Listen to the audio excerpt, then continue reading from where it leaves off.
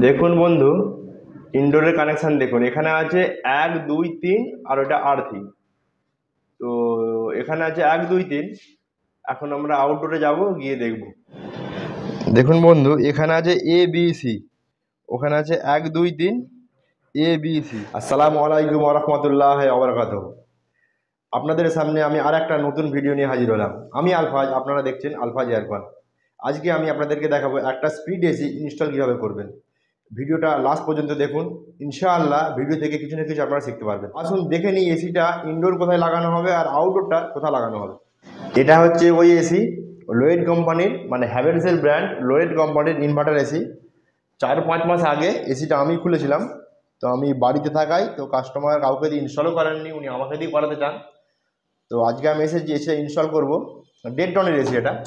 এসিটা লাগানো হবে, ইনডোরটা লাগানো হবে এখানে।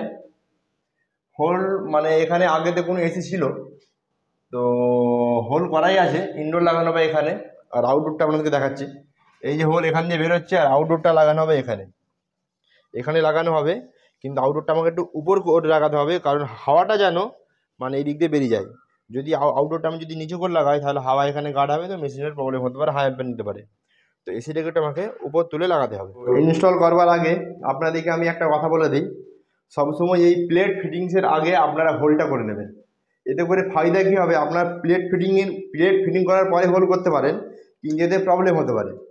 প্রবলেম কি, ধরুন আপনি প্লেট ফিট করলেন, ফিট করার পরে যখন হোল করতে গেলেন, দেখেন আপনার ঢালাই পড়ে গেছে বা কনসিল ওয়্যার পড়ে গেছে, তখন আপনাকে কী করতে হবে, হোলটাকে উপরে বা নিচে করতে হবে।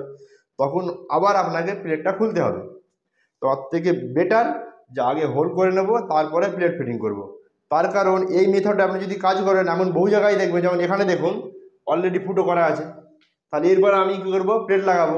বা অন্য জায়গায় দেখবেন কনসিল পাইপ দেওয়া আছে, তাহলে সেখানে আপনাকে কী করতে হবে, তাহলে কনসিল পাইপ অনুযায়ী আপনাকে প্লেট ফিটিং করতে হবে। তো অতএব আপনারা যখন ইনস্টল করবেন, চেষ্টা করবেন প্রথমে হোল করে নেব, হোলটা করার পরে প্লেট ফিটিং করব।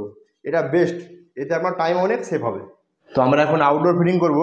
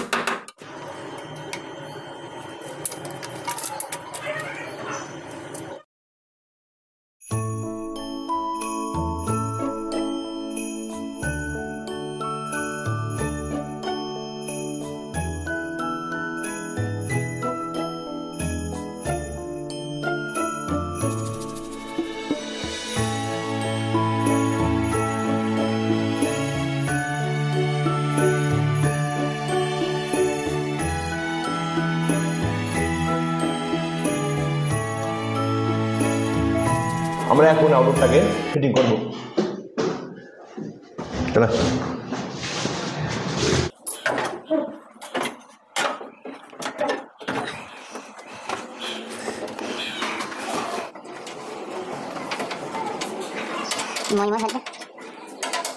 দেখুন আউটডোরটা কি সুন্দরভাবে ফিটিংস হয়ে গেছে। এর যে ফ্যানটা দেখেন আমি উপরে লাগিয়েছি, হাওয়াটা পুরোপুরি বাইরে চলে যাবে। লেভেলটাও একদম ঠিকঠাক আছে। তো এখন আমরা ইনডোর ফিটিং করব।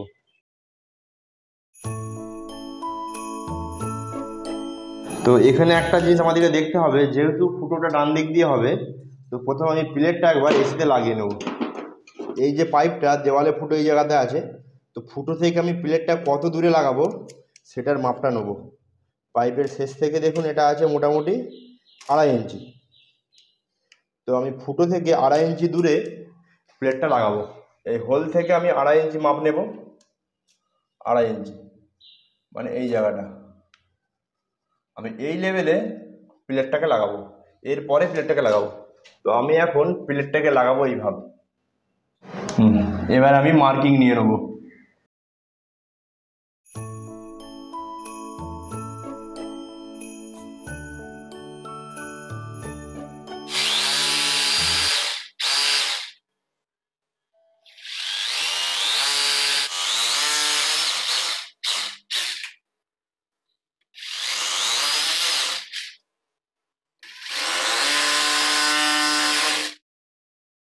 ফার্স্ট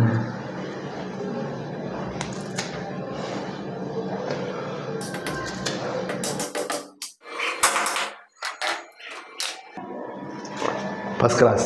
তো বন্ধু, ইনডোরের প্লেটটাকে সুন্দরভাবে ফিটিং করে নিয়েছি ওয়াটার লেভেলের মাধ্যমে। তো এখন ইনডোরটাকে ফিট করব। তো বন্ধু, এখন পাইপটাকে আমরা স্ট্রেট করে নেবো, কিন্তু করতে হবে ব্যালেন্সের সঙ্গে, নাহলে কিন্তু পাইপটা এখান দিয়ে পিঞ্চ হয়ে যেতে পারে। তো আপনারটাকে আমরা ব্যালেন্সের সঙ্গে স্ট্রেট করে নেব। তো বন্ধু, এখন আমরা ইনডোরটাকে হ্যাং করব।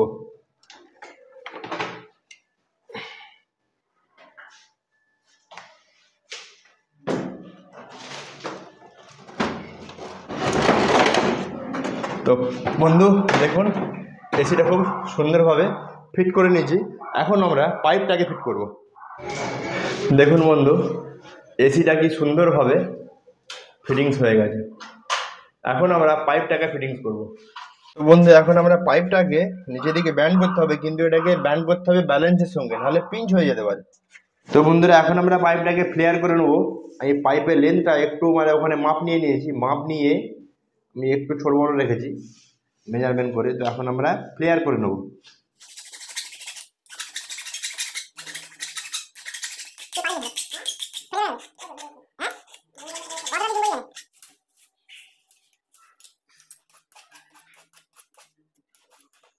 তো বন্ধু, এখন আমরা নাটটাকে আঁটবো, মানে পাইপটা আঁটবো এখন।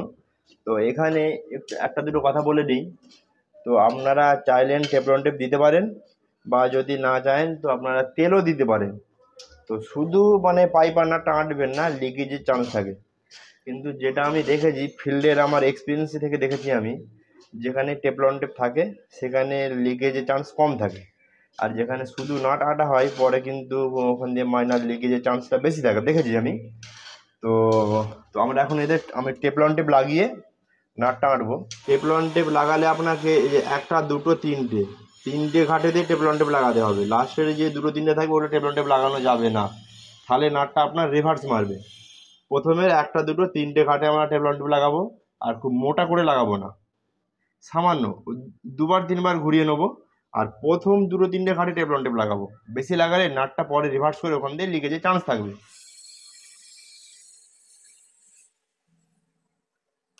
কোয়ার্টারের টাই একটু সাবধানে লাগাতে হবে। খুব বেশি মোটা হয়ে গেলে কিন্তু আপনার পাইপ ফেটে যেতে পারে, পাইপ কেটে যেতে পারে, বা নাট রিভার্স মারতে পারে। তো খুব সাবধানে লাগাবো কোয়ার্টারের টাই, একদম বেশি লাগাবো না।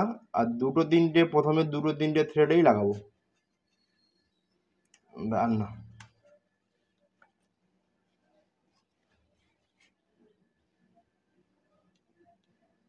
তো আশা করা যায় এই মেশিনে লিকেজের চান্স থাকবে না।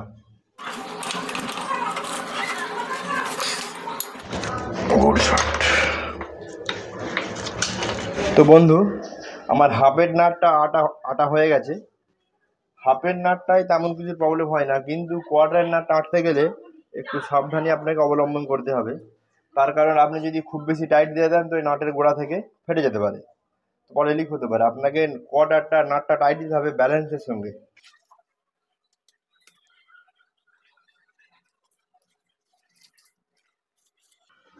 কোয়ার্টারের নাটটা আটার জন্যে আমি এই দুটো স্লেয়ারান ইউজ করব না, কারণ হাফের নাটটা আটার জন্য দুটো স্লেয়ারান ইউজ করা ঠিক আছে। কিন্তু কোয়ার্টারটায় আমরা একটা যদি ডাল লাইন ইউজ করি তাহলে নাটটা টাইট করতে ব্যালেন্স ভালোভাবে পাবো আমরা। যখন টাইট করবো নাটটা কেটে যাবে না, সুন্দরভাবে একটা ব্যালেন্স তৈরি হবে। প্রথমে সাধ্য মতন যতটা আঁটবে এঁটে নেবো। এখন আর আঁটছে না, কারণ এবারে যদি আঁটি তাহলে নাটটা পাইপটা পুরো ঘুরে যাচ্ছে।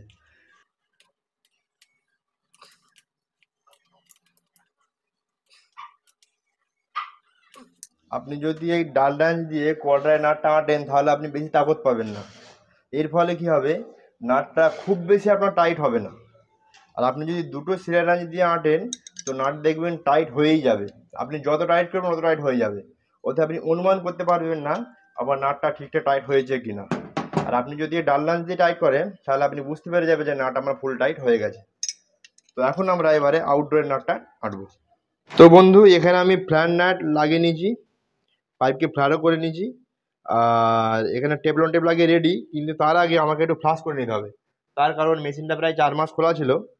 পাইপের মুখে আমি টেপ লাগিয়েছিলাম, পাইপ ফ্লাশ করার আমার প্রয়োজন নাই, কারণ আপনাদের যাদের পাইপের মুখে খোলা থাকবে না, যাদের পাইপের মুখ খোলা থাকবে সরি, তো তারা অবশ্যই পাইপটাকেও ফ্লাশ করে নেবেন। আমি সেটা খুলেছিলাম, তো পাইপের মুখে আমি টেপ লাগিয়ে দিয়েছিলাম। তো এখন এই দুটো মুখ আমি ফ্লাশ করে নেব।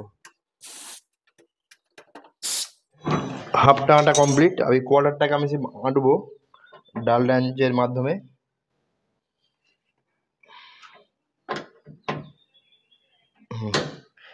আমার পাইপ পুরো ফিটিং কমপ্লিট। এখন আমরা মেশিনে গ্যাস ছাড়বো। বন্ধু আমাদের এসি ইনস্টল লাগভাগ কমপ্লিট, শুধু কানেকশানটা বাকি আছে, মানে indoor to outdoor wire connection.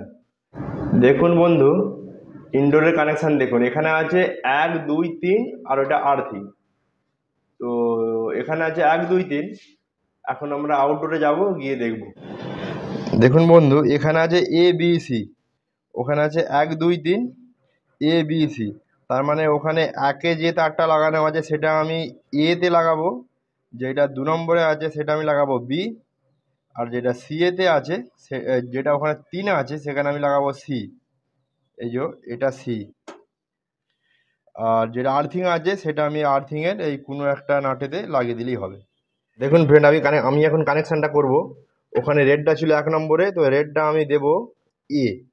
ওখানে গ্রিনটা ছিল 2 নম্বরে, তো আমি গ্রিনটাকে দেবো বি। দেখুন এখানে হলদেটা আছে 3 নম্বরে, আর এখানে আমি হলদেটাকে দেবো সি। এটাও 3 নম্বরই হলো। ABC 1 2 3 একই কথা। আর যেটা আছে বডি আর্থিং, ব্লুটাকে আমরা বডি আর্থিং করে দেবো। তো দেখুন বন্ধু, আমাদের indoor to outdoor electric connection complete. তো ফ্রেন্ডস, আমাদের লিক চেকিং পুরো কমপ্লিট। এবার আমরা গ্যাস ছাড়বো।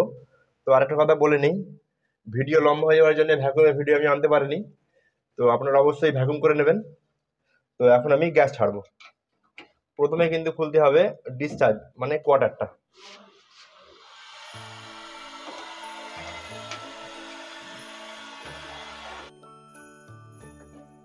তো বন্ধু, এখন আমরা সেটাকে চালু করব। তো আমরা এখন টেম্পারেচারটাকে মিনিমাম করে দেবো। যতটা নামবে 18 কি 16 ততটা নিচে নামিয়ে দেবো। তো এখন 3 মিনিট ওয়েট করবো। 3 মিনিট পরে আউটডোর চালু হবে, তারপরে দেখে নেবো গ্যাসের কন্ডিশন কী খবর। তো দেখুন বন্ধু, মেশিনে গ্যাস কম আছে। ব্যাক প্রেসার দেখুন ওই মোটামুটি 65 থেকে 80-র মানে মাঝখানে। গ্যাস দেখুন 32 নম্বর গ্যাস লেখা আছে 900 গ্রাম। তার মানে ব্যাক প্রেসার 120 হওয়া, 20-র ওপরে যাওয়া উচিত ছিল। তো এখন যেহেতু সামান্য গ্যাস কম আছে, তো কাস্টমারকে আমি বলবো যে মেশিনে গ্যাস ভরে নেওয়ার জন্য। তো বন্ধু, আমাদের কাজ এখানে কমপ্লিট। মেশিনে একটু গ্যাস কম আছে। অ্যাকচুয়ালি আমি তো টপ আপ করি না, বা টপ আপ করাও ঠিক না। তো কাস্টমারকে আমি বলেছি এখন ওনার কাছে বাজেটের প্রবলেম, তো উনি একদিন পর আমাকে ডেকে নেবেন, তো ফেলে দিয়ে নতুন করে গ্যাস দেবো। ভিডিওটা যদি ঠিকঠাক মনে হয় তো আপনি আপনার বন্ধুর মধ্যে শেয়ার করে দেবেন, ওদিকেও দেখার সুযোগ করে দেবেন। আর ভিডিওটি যদি ভালো লেগে থাকে অবশ্যই একটা লাইক দিয়ে দেবেন। আপনি যদি ভিডিওটা ইউটিউবে দেখেন তাহলে অবশ্যই চ্যানেলটাকে সাবস্ক্রাইব করে রাখবেন। আর যদি ফেসবুক পেজে দেখেন তাহলে অবশ্যই ফলো করে রাখবেন। তো আজ এই পর্যন্তই। তো আসুন, নর্মালি আমি যেখানে যাই সেখানে কাস্টমারের ফিডব্যাক নেই। তো আসুন দেখা যাক কাস্টমার কী বলছে আমার ব্যাপারে। এনাকেই আমি সবসময় ডাকি আমার কাজের জন্য। আপনাদের খুবই হেল্প হবে এরকে ডাকলে। কাজও খুব ভালো করে, যেটা নমিনাল সেটাই বলে, যেটা দরকারি অদরকারি কিছু বলে না। তা আপনারা উপকারী হবেন এনাকে ডাকলে। এনার ফোন নাম্বার আপনার স্ক্রিনে থাকবে। এনাকে চোখ কান বুঝে বিশ্বাস করা যায়। কোনো রকম কোনো ক্ষতিকারক কাজ করবে না, ভালোই করবে। ইনি আমার বহু পুরাতন কাস্টমার। ইনি আমাকে বারবার আমাকে দিয়েই কাজ করান। তো এটা আমার গর্ব যে কাস্টমার আমাকে চোখ কান বুঝে বিশ্বাস করে অন্ধের মতন। তো আজ এই পর্যন্তই। আবার আপনাদের সঙ্গে দেখা হবে নতুন একটা টপিক নিয়ে, নতুন একটা ভিডিওতে। আসসালামু আলাইকুম ওয়া রাহমাতুল্লাহি ওয়া বারাকাতুহু।